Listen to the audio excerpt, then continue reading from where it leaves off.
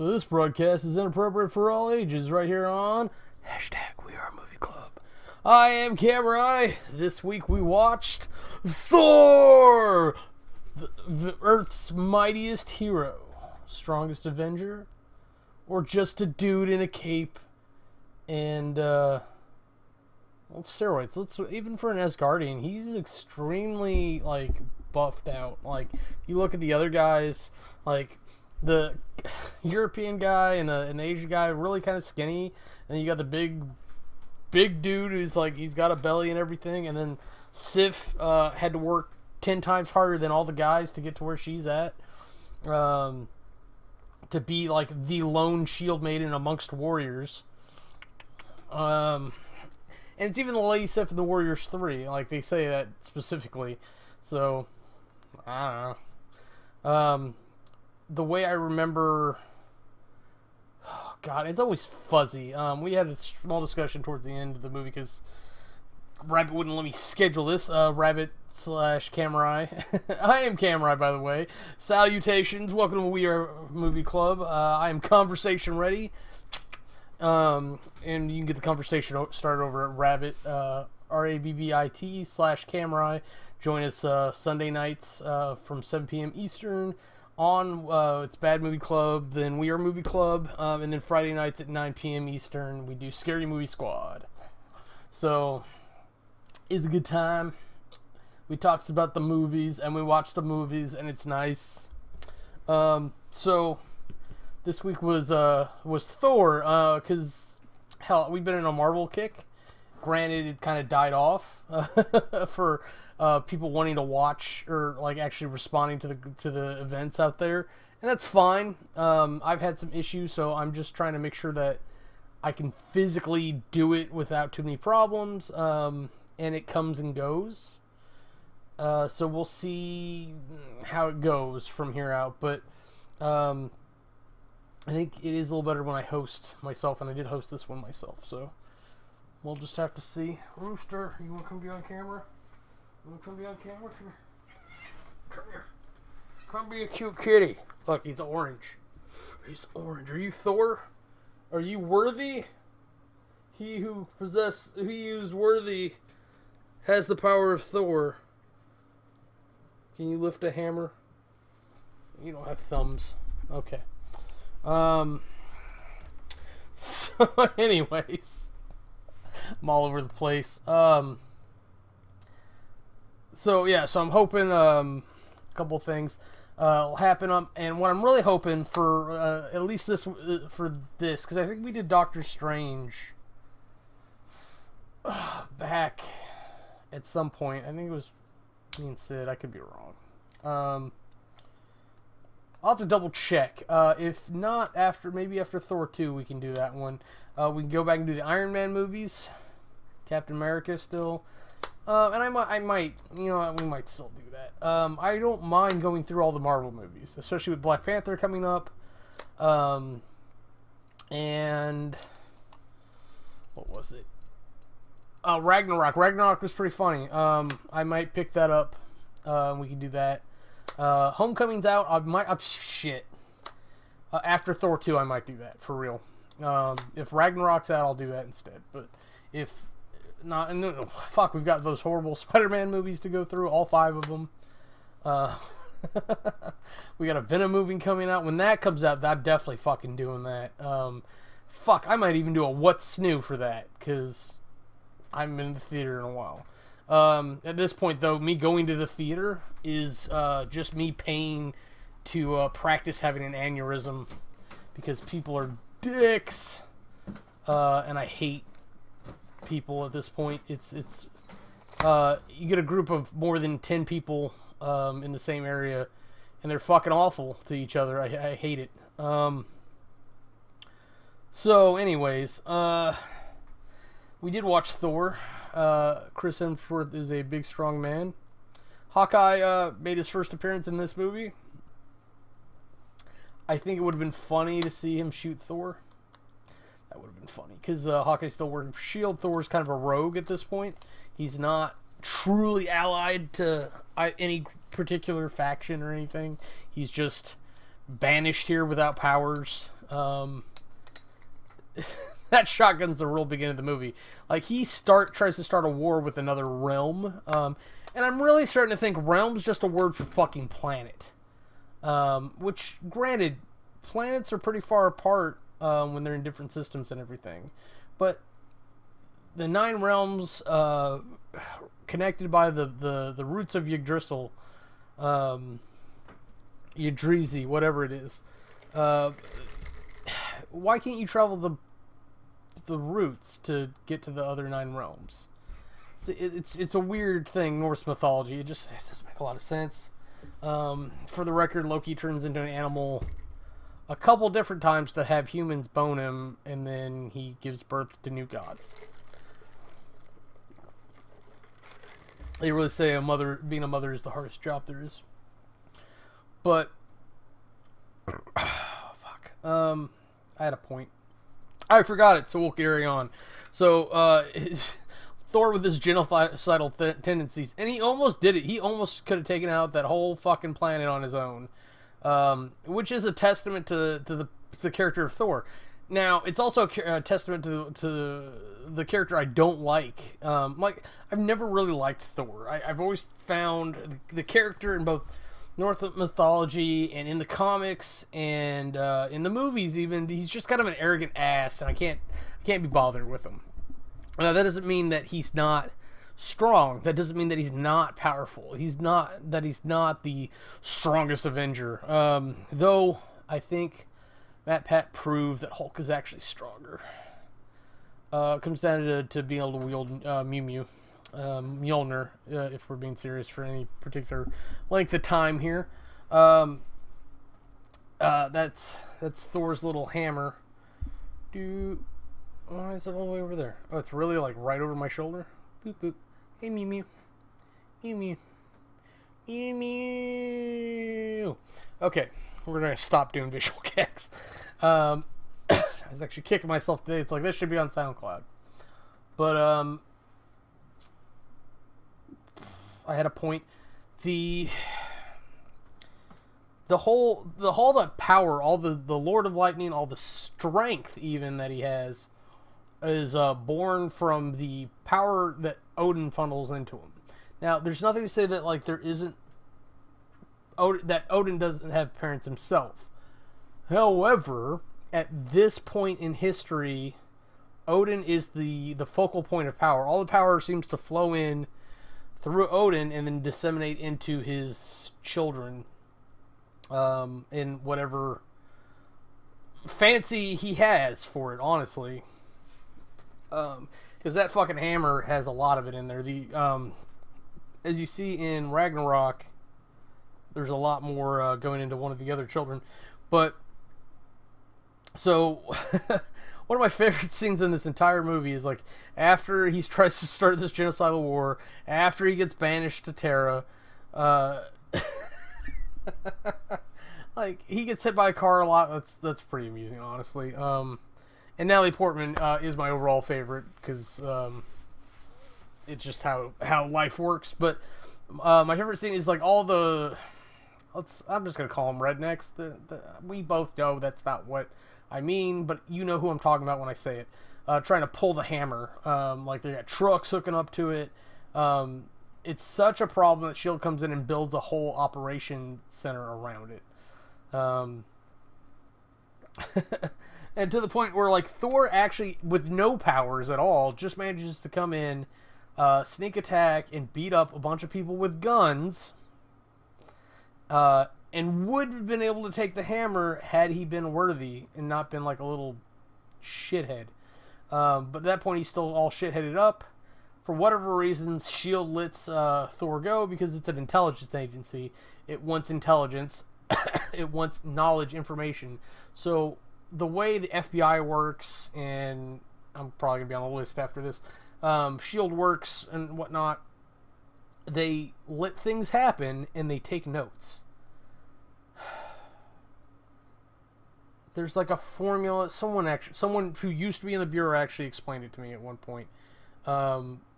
There's a formula that they follow, and if they doesn't yield enough results, they don't do anything. because by taking out it's something akin to like weeds and like the way certain like plants and vines grow. If you take out the vines you can see, then you can never figure out where they're coming from. So that's the FBI's job a lot of the times. So that S.H.I.E.L.D. kind of has the same thing, but with powers going on, because this is a messed up Marvel movie. I'm going to digress because this isn't my comic book S.H.I.E.L.D. Okay, so yeah, but yeah, it's such a fun idea. It's like, found a hammer out in the desert, bring the truck around, let's see if we can't pull this sumbitch. Because it's just them trying to lift the hammer at the party, but on a slightly different level. Now, oh god, I just realized. So in Age of Ultron, that hammer should have like fell through the table and through the floor because it should have been gaining mass.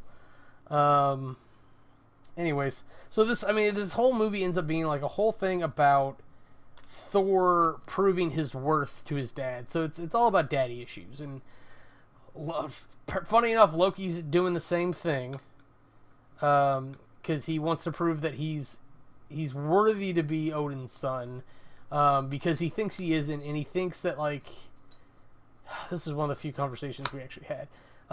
He has all these fucking problems because he's been lied to his entire life and been a spoiled brat. It's like, you're a prince, you're a prince, you're a prince, you're a piece of shit that we taught you to hate. It's why bigotry is not good. It's like, even if there's historical value to like, yeah, all them ice bitches always came over our place and fucked all our shit up, it doesn't matter. It's like, they're people. They have an agenda. This is what they've done as a realm, as a nation, or whatever you want to call it. But that doesn't necessarily mean that they're all like that. It doesn't necessarily mean that the current regime's like that, or the current status is like that, or that like even if they're like that, they don't have values that a value of life. Because honestly, Odin would have fucking wiped them all out when he went to war with them, if he deemed it necessary. Oh god, and we came so close in the beginning of the movie to Thor getting crowned. What a different movie it would have been if Loki hadn't fucked it with him. But Loki poetically was his own demise, because he set up this prank against Thor's coronation. That's what you call it. He set off this chain of events to discover who he really was versus who he thought he was. And for some reason that gave a whole rise of ambition. I don't know. I don't know. It doesn't seem like it quite makes sense that Loki never wanted the throne until Thor was about to be crowned and then banished, and then Odin was on his deathbed. And then he got it, and he was like, oh, this is nice. This is the best chair ever. I'm never giving this up. Ever. So... Thor's a piece of shit. I don't know. I just don't like the character. It's far more interesting looking at this from the human's perspective. Like, oh, there's this crazy guy who thinks he's Thor. he's shooting lightning. Like, that's cool. So, like, when he finally, there's all this, like, weird political infighting with Heimdall and, like, Sif and the Warriors 3 and Loki, and then Loki freezing Heimdall and replacing him with Jotuns. And then sending the Sentinel out to kill Thor instead of just killing him himself. Like, he made a special trip to astral project out to Thor to kill him, or to fuck with him, to convince him that he's banished. And then he expected... Loki's smarter than this. He expected his friends not to go after him. But he knew when it happened, so, like, he was obviously watching for it, but didn't expect... I don't know. There's some plot holes, but it's still a good time. watching watching them all trying to battle the Sentinels pretty funny. Watching the Jotunheim battles pretty interesting. Laufey versus Loki is interesting enough. Thor versus Loki's fun. Still kills me every time Loki tricks Thor with a illusion. It's just like, it's what he does. It's like, if you're Thor, you get tricked by Loki. It's what you do. But if you want to save money on car insurance, oh boy. So I don't know. You would just think there would be a more permanent solution to dealing with Loki. Or Loki would just get his shit together, because he's pretty helpful when he feels the need to be. But a lot of times he's just being a dick for being a dick's sake. Because he's bored. Because he's a rich prince who feels slighted and is bored. God. What was it? Rosalia, I think, pointed out like a lot of Loki's punishments in traditional Norse mythology are fucking harsh, but like it's the same guy who like does genocide as a joke. It's like, oh, isn't that funny? They're all dead now. No, Loki. No. Now we got to figure out something else, or that whole planet's gonna go under. God damn it. So I don't know. It's they add like this weird finality to some of these movies that I don't understand, because part of the fun of the comics is that the story goes on, that you don't get an open and close arc with ending with like a death. Now Thor might be a little bit of a different case, especially in the comics, but like take Spider-Man. Spider-Man webs them up, gives them to the police. Hey, put them up, and they go to the raft. That's what it's called. In DC, the equivalent I think is Iron Heights. So it's a weird thing that like in Thor, which is based off Norse mythology, like they just leave it open. Now, who knows if you can actually kill Loki? I don't know. Don't know if you can actually kill him, but like you would think they would try. I can't even remember what movie it was from, but it's like there's someone talking smack about Loki. He's like, "Careful what you say. That is my brother." It's like, he tried to kill all of us. He's adopted. Like, he backpedals hard. But in this one, like, the big villain is the Sentinel, and then Loki's kind of flashy, but whatever. And he's got that maniacal plan to like use the Bifrost to kill Jotun, so like Thor has to kill the Bifrost, which they eventually rebuild. So it's like, why is that such a big deal?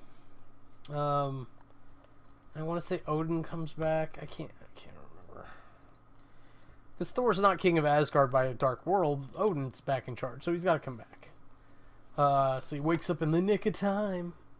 And then the casket ends up being the Tesseract, and for some reason,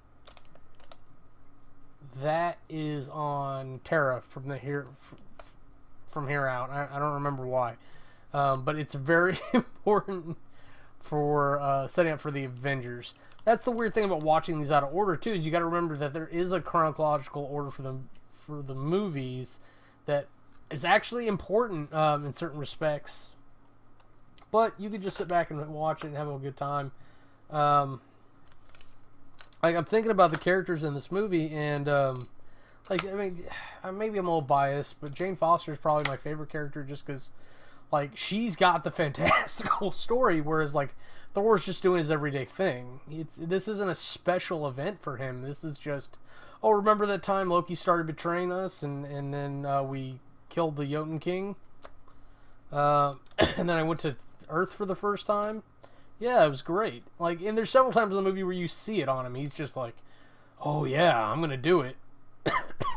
So like, if you watch the story from her perspective, you actually get like the fantasy that this movie's supposed to represent. And then like, my favorite character out of them. Like, I would say Loki because he's the villain, and the villains drive the plot. But Heimdall, like, honestly, I liked Heimdall. And they got a great guy to play him. There's the whole controversy over having a black guy as a Nordic god. And they had an Asian guy, too, which I hear a lot of people bitch about, which kind of confuses me. Let's be consistent, at least. I would be fine having a bunch of Swedes all playing that, but he did a good job with the role he got, and I want to see him in more shit. He's a good actor. That said, I am I am ultimately on the side of be like, hey, you're gonna do Norse gods, make them Nordic. It just makes sense. It takes me out of the movie, like, to go, why am I looking at an Asian guy, or why am I looking at a black guy? I don't understand. Because it means different things, and people don't think about this. They just want cool, diverse shit. And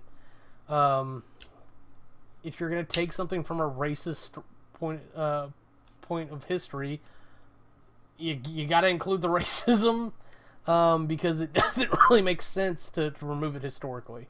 It breaks a couple things here and there. But I'm all for creating new characters and pulling other characters that are black or Asian or whatnot from the comics. Granted, there's not a whole lot of them, but give them some screen time, goddammit. Give me my She-Hulk movie.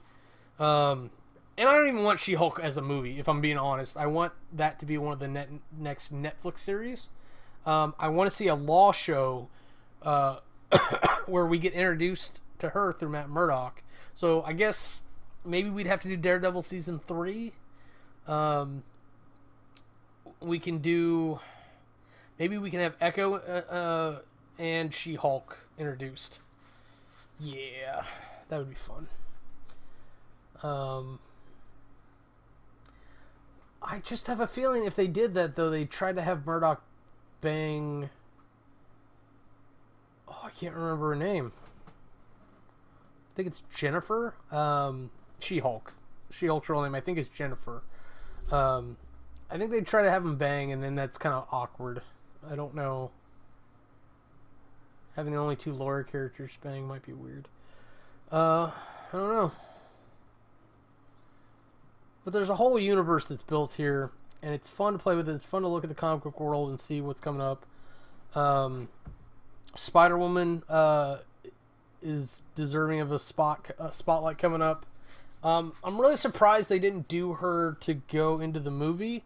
You can make arguments here, there, and anywhere about her validity. But you'd think, even if they were going to do it badly to get another woman on screen, they'd be like, yeah, just get some woman in red spandex and big tits and, like, have her do this. And then she can fly. Like, you would think, like, somebody would be making that argument. And I think what they're waiting to do is to not let that happen to themselves, which I'm actually a fan of.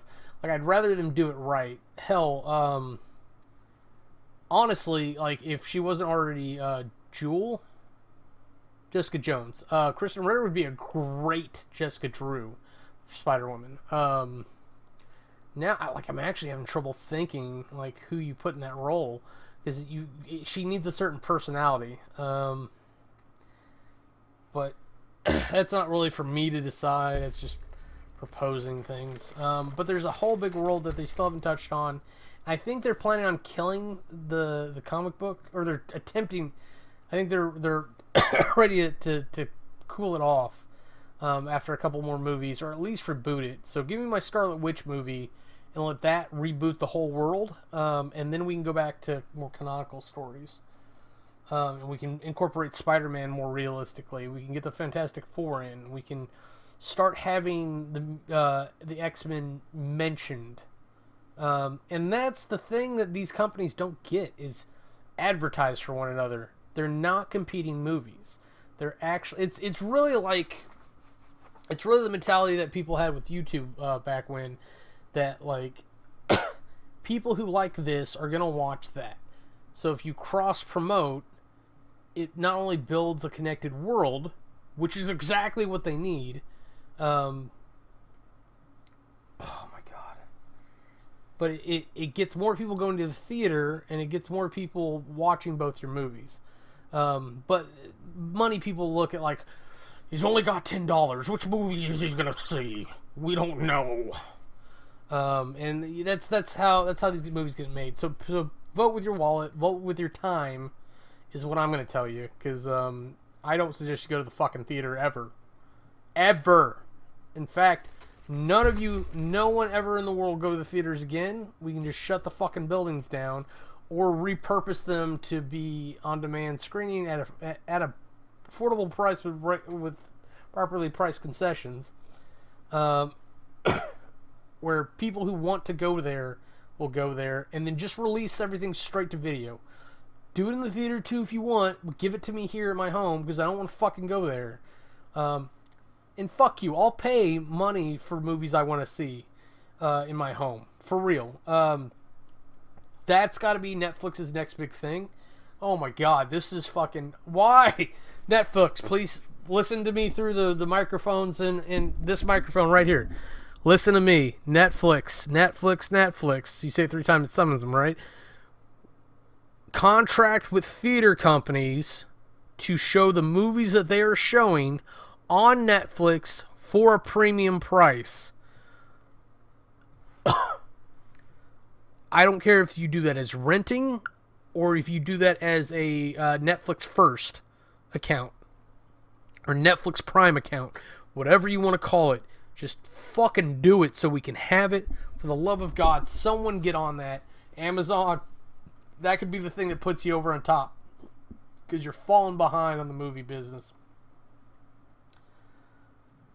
Oh my god, it's only been like 27 minutes. I feel like I've been rambling on for an hour. I fucking feel like I'm drunk. I actually know how that feels. But I think I did my due diligence today. We talked about Thor.